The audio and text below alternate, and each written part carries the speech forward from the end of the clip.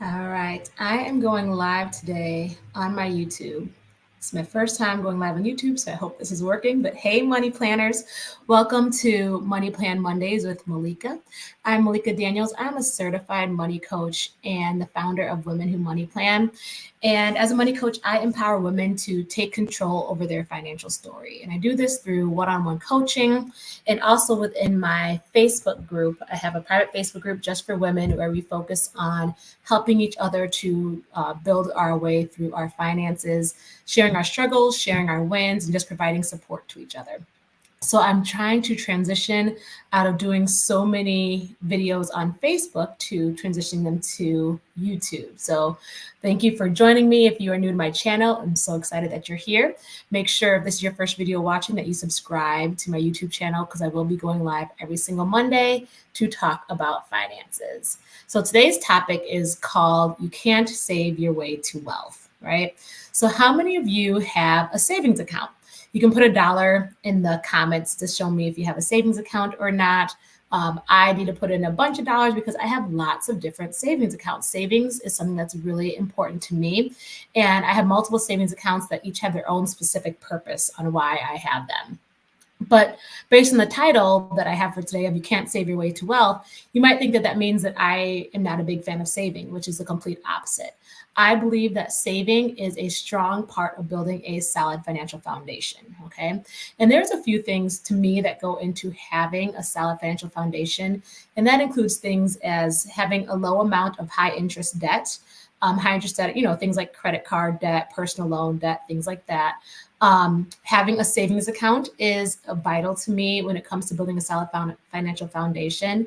Having a clear understanding of where your money is going and being intentional with how you spend your money is important. And then also having that strong financial knowledge and just some financial literacy about how things work when it comes to money, and then having a good money mindset as well. Those are all things that I think are really important to build a solid financial foundation. They are great, they are needed, it's vital, right?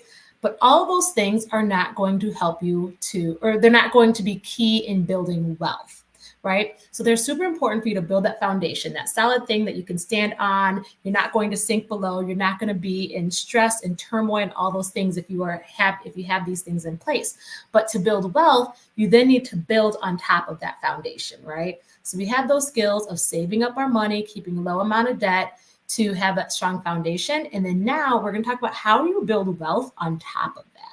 And savings is not the way to do that, right? You can't save your way to wealth is the reason I have this. You need to have savings because it's key and important for that foundation. But if you want to build on top of that, there's other things you need to do. And I know that for a lot of people, the idea of investing is scary. They don't understand it. They don't want to do it because they're scared of losing their money. But the reality is, in order to build wealth, you need to be willing to take some risk. I'm trying to scroll through my notes because as I'm talking, I want to make sure I'm covering everything that I jotted down today.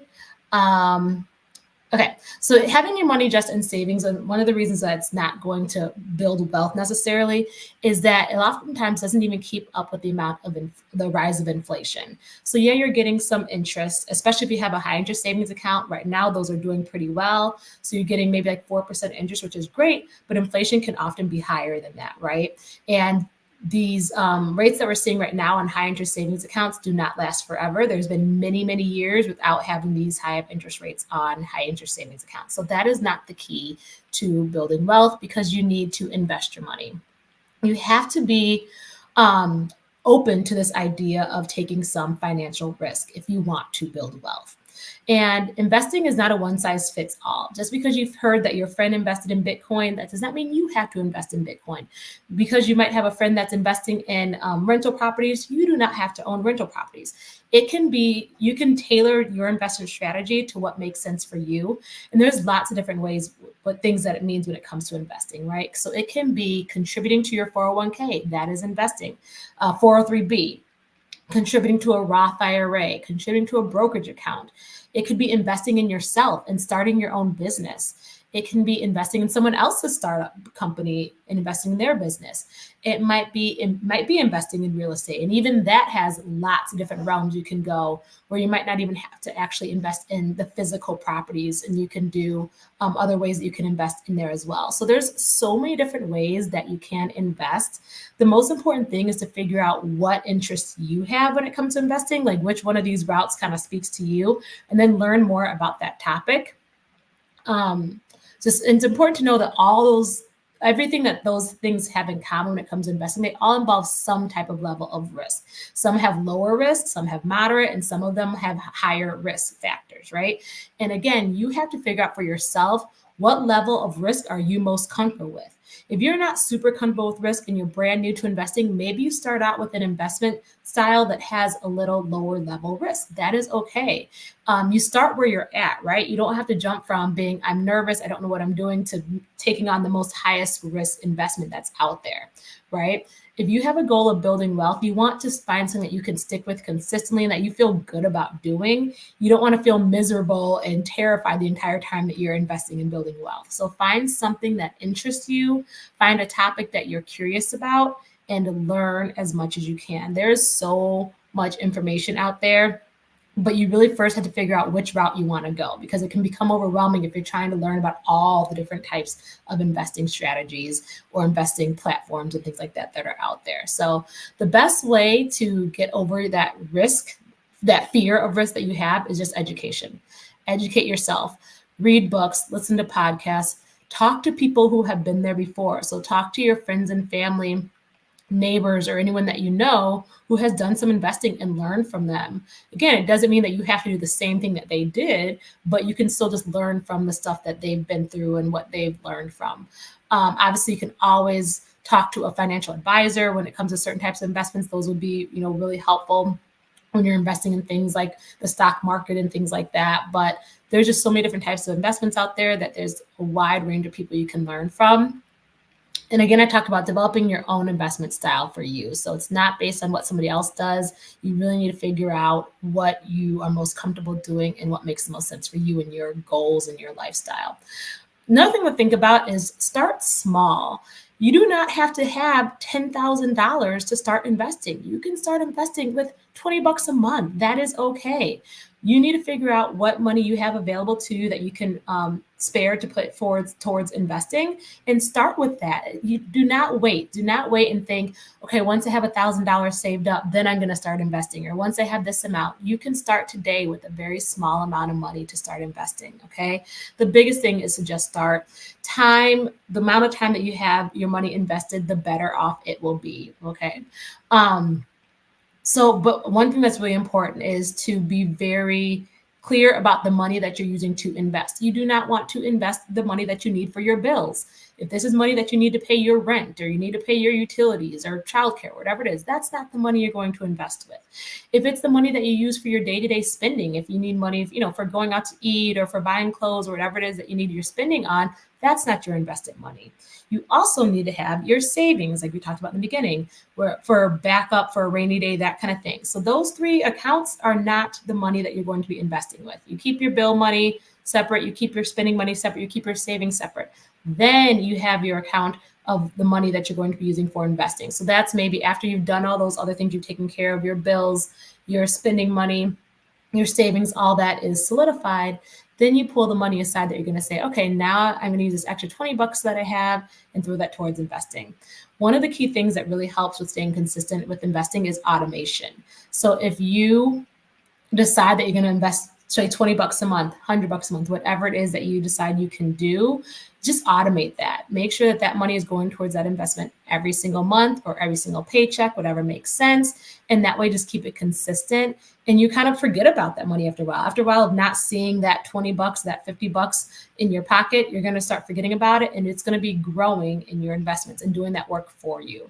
Another thing to think about is you want to make sure that you're investing money that you will not need in a certain period of time. So at least 7 to 10 years, possibly longer. That's your time frame when it comes to investing. Investing is not a get rich quick. It doesn't happen overnight. It doesn't happen in a few months. So you need to make sure you're putting this money aside, knowing I do not need it for a long period of time. Do not invest the money that you're going to need to buy your house that year, because you are putting yourself at a higher level of risk that the market might go down in the time frame that you need to pull out that money. So give yourself the best foot forward that you possibly can by being smart with the money that you're investing, by being very aware of the time frame that you have, the level of risk that you're taking. All those things you want to take into account, but they're so vital if you want to build wealth.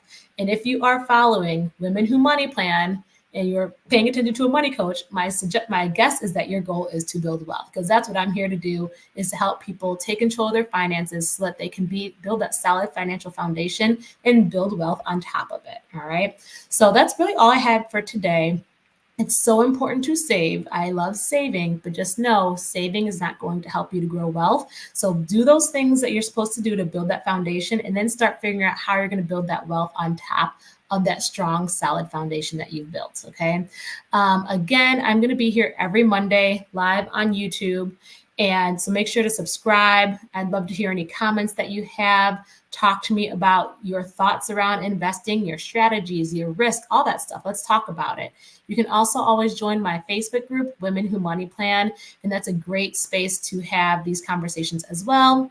We can talk about all things money there and just share the knowledge that we all have.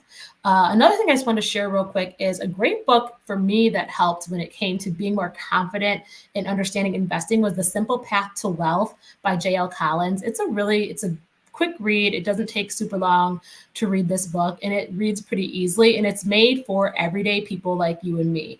It is written by someone who is just really knowledgeable on what it takes to invest consistently and how to manage that, especially if you're like a little unsure of understanding investments, learn a little bit more.